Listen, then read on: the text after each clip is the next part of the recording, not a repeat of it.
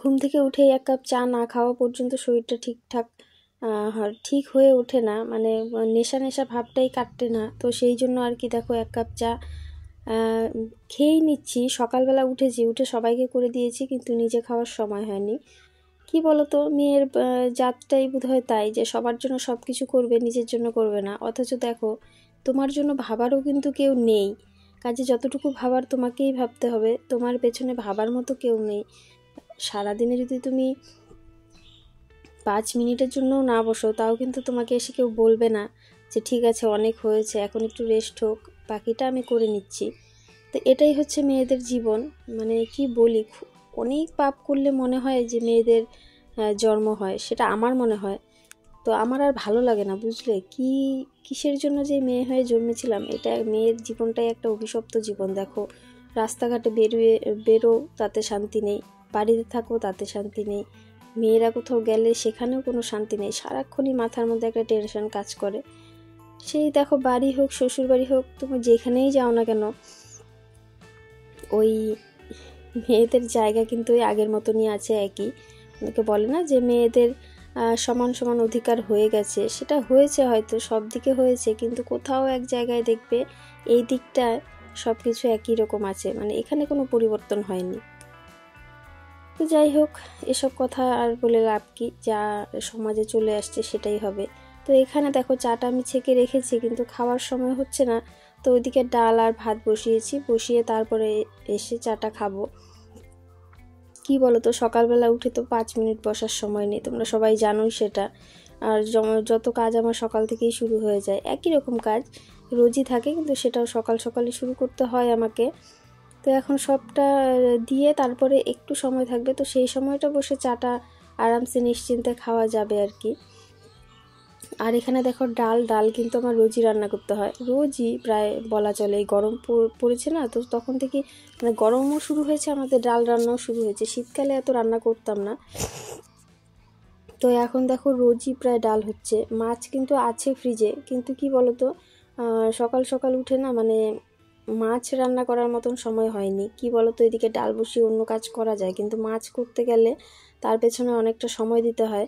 তো সেই জন্য ভাবলাম যে মাছটা রাত্রেই রান্না করব, বাকি অন্যান্য কাজ আছে। ওইদিকে ঘরে প্রচুর জামা কাপড় আছে, ঘর দোর গুছানো হয়নি। ওই আগের দিন একটু অন্য কাজ করেছিলাম, সেই জন্য আর কি এই পরিস্থিতি। আর বাড়িতে করার মতন তো আমি একাই আছি, তো সেই কারণে মেয়ে ছোট, মেয়েকে আর কি বলি, তাও প্রচুর বকাঝকা করে এটা সেটা করাই। বাকি সারাদিন আমিই থাকি, তোমাদের দাদাভাই তো থাকা না থাকার সমান কথা। ও সকালে উঠে বেরিয়ে যায়, রাতের বেলায় আসে একবারে, মানে ও যা আছে সেটাই ভুলে যাই মাঝে মাঝে। তো চাটা খেয়ে দেখো বেরিয়ে বাইরে চলে এসেছি, এসে এখানে জামা কাপড়গুলো মেলে দিচ্ছি। এগুলো কালকে রাতে মানে ধুতে একটু দেরি হয়েছিল, যার জন্য শুকোয়নি, নইলে কিন্তু এখন যে পরিমাণ গরম থাকে তাতে শুকিয়ে যায়। শুকোয়নি একটাও, তো সেই কারণেই যে এখন আবার বার করে দিলাম। সারা রাত বাইরে বারান্দার নিচেই থাকে। বারান্দার নিচে বলতে বারান্দা তো ভেতরে, এটা হচ্ছে এক্সট্রা করে চাল দেওয়া আছে বাড়িয়ে, তো সেখানেই থাকে সারা রাত। সকালে উঠে আবার এখানে বাইর করে মেলে দিয়েই আর কি। তবে যত যাই হোক না কেন, এইটুকু করতেও কিন্তু এক্সট্রা একটা সময়ের প্রয়োজন।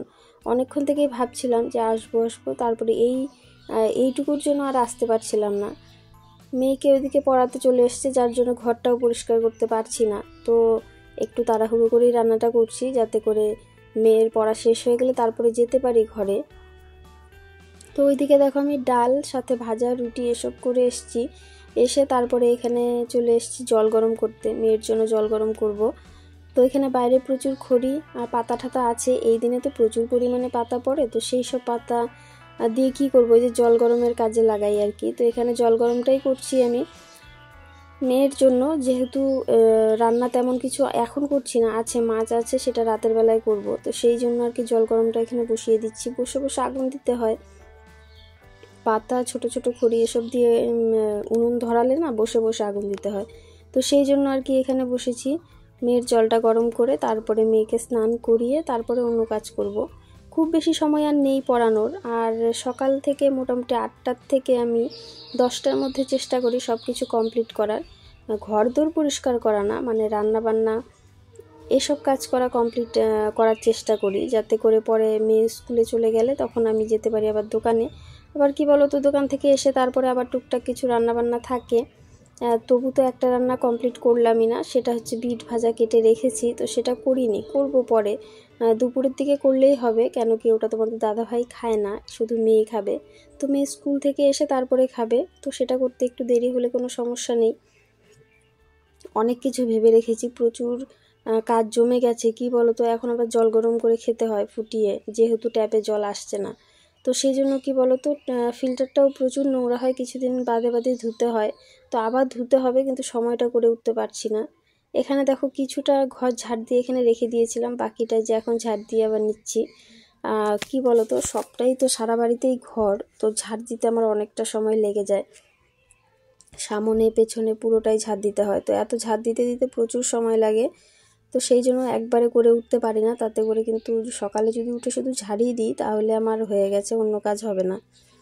তো শাশুড়ি মানে আবার গেছে ঘুরতে একদিনের জন্য, তো সেই জন্য যে ওনার ঘরটাও পরিষ্কার করে নিচ্ছি, নইলে এই সময় আর করি না। কেন কি ভিডিওটা করা হয় না, উনি মোটামুটি 10টা পর্যন্ত ঘুমোয় সকালবেলা, তো সেই জন্য আর কি ওনার ঘরটা অন্ধকারই থাকে, ঝাড় দেওয়ার প্রয়োজন পড়ে না, যেহেতু আজকে নেই সেই জন্য আর কি তাড়াতাড়ি করে রাখছি।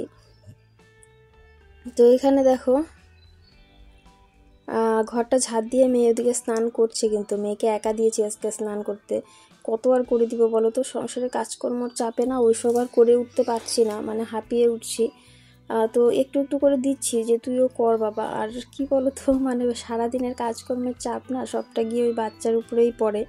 মাঝে মধ্যে প্রচুর বকাঝকা করি, আবার মাঝে মধ্যে নিজে নিজেই ভাবি যে ও তো ছোট মানুষ, ওকে বলে কি হবে, তাই না, ওর তো আর এসব করার বয়স হয়নি। ছোটোবেলায় একটা সময় ছিল আমার বয়স হয়েছিল এসব করার, কিন্তু ওর তো হয়নি, যেহেতু ওর বাবা মা আছে। ছোটোবেলায় তো আর আমার ছিল না, যার জন্য আমি কিন্তু খুব ছোটো থেকেই সব কিছু করি। কি বলো তো, অন্যের বাড়িতে থাকলে তো কেউ বসে বসে খাওয়ায় না, তাই না। জীবন আমার কতভাবেই কাটলো, কত বাড়িতে গিয়েই কাটলো, কত রকম অভিজ্ঞতাই আছে আমার। যাই হোক, সেসব কথা আর বললাম না তোমাদের, সব সময় চুপচাপই থাকি, সেই জন্য খুব বেশি কথা কারোর সঙ্গে বলতে ভালো লাগে না আমার। কি বলো তো, সারাটা জীবনই মানে এই পর্যন্ত, সেই ছোট থেকে জন্ম থেকে এই পর্যন্ত এত কিছু দেখে এসেছি না, তো মানুষের থেকে বিশ্বাস ভরসা সবটাই উঠে গেছে, এখন আর ভালো লাগে না। মানে জীবনটাকে বাঁচিয়ে রাখাই একটা দায়, কিন্তু তারপরেও যেহেতু পৃথিবীতে এসেছি, যতদিন পর্যন্ত আমার ভোগ আছে সেটা তো করেই যেতে হবে, তাই না। কাজে সব কিছুই ভগবানের উপরে, তো আমার হাতে তো আর কিছু নেই, তো সে যতদিন চাইবে ততদিনই আমার এই সংসারে থাকতেই হবে, এই আর কি। তো যাই হোক, থাকতে যখন হবে এসব চিন্তা ভাবনা করে আর লাভ নেই, ওই ভেবে নিয়েছি যে মুখটা বন্ধ রাখবো তাহলেই হবে, সবসময় চুপচাপই থাকি, খুব বেশি কথাবার্তা বলি না, সাথে এই ভিডিও এসব নিয়েই থাকি আর কি, যাতে করে সময়টাকে পার করতে পারি। আর কি বলতো, যে পরিমাণ কাজকর্ম থাকে বাড়িতে, তাতে সময় আমার এমনিই পেরিয়ে যায়, সময় কম পড়ে যায় আর কি। মাঝে মধ্যে কাজ ফেলে গিয়ে শুয়ে থাকি, ভালোই লাগে না, একঘেয়েমি সব কিছু। তো বন্ধুরা, ভিডিও আজকে আর খুব বেশি দূর টানবো না, আজকে এই ঘর দৌড়ি একটু গোছাগুছি করব। কি বলো তো, রোজ দিন এই রান্না বান্না এটা সেটা করতে করতে, আর সারাদিন তো আমাদের এসব কাজই থাকে, অন্য আর কি কাজ, ওই ঘর মোছো, ঘর ঝাড় দাও, বাসন ধোও, স্নান করাও, এসব। তো দেখো, সোফাটা আমি অনেকদিন থেকে পরিষ্কার করি না, মানে কোনোরকম ঠিকঠাক করে রাখি আর কি, তো ভাবলাম যে আজকে একটু ভালো করে পরিষ্কার করব, সেই জন্য আর কি সমস্তটা উঠিয়ে নিয়ে ঝেড়ে ঠেড়ে পরিষ্কার করছি। প্রচুর ধুলোবালি পড়ে এখানে, আর এটা তো ধুলোরই দিন, তাই না, আর রাস্তার ধারে বাড়ি, প্রচুর পরিমাণে ধুলোবালি আসে, তো সেই কারণে আর কি মাঝে মধ্যেই পরিষ্কার করতে হয়, আর এই সময়টাই কাজের, মানে প্রচুর কাজ বেড়ে যায় আর কি। তো যাই হোক, সোফাটা দেখো, এখানে আমি একটা চাদরটা কিন্তু আমি কিনেছিলাম 150 টাকা দিয়ে, আমার কোনো একটা সোফার কাভার টাভার কিছু না, তো কাভারটা কিনেছিলাম 150 টাকা দিয়ে, সেটাকে 4 টুকরো করে কেটে তারপরে যে পেতেছি। তো এটা প্রায় আমার 3-4 বছর হয়েই গেল, কাপড়টা বেশ ভালোই ছিল, একদমই দাম কম, কিন্তু কাপড়টা ভালো ছিল, লাস্টিং ভালো হলো। তো ঠিক আছে বন্ধুরা, ভিডিওটা আজকের মতো এখানেই শেষ করব, তো দেখা হচ্ছে পরের ভিডিওতে, ততক্ষণের জন্য ভালো থেকো, সুস্থ থেকো, আর ভিডিওটা ভালো লেগে থাকলে অবশ্যই লাইক কমেন্ট শেয়ার করো, আর চ্যানেলে নতুন হয়ে থাকলে চ্যানেলটাকে সাবস্ক্রাইব করো। তো ঠিক আছে বন্ধুরা, ভিডিওটা কিন্তু আজকের মতো এখানেই শেষ করছি, এখন আবার মেয়েকে রেডি করতে হবে, মেয়ে স্কুলে যাবে, তারপরে বাকি কাজকর্ম।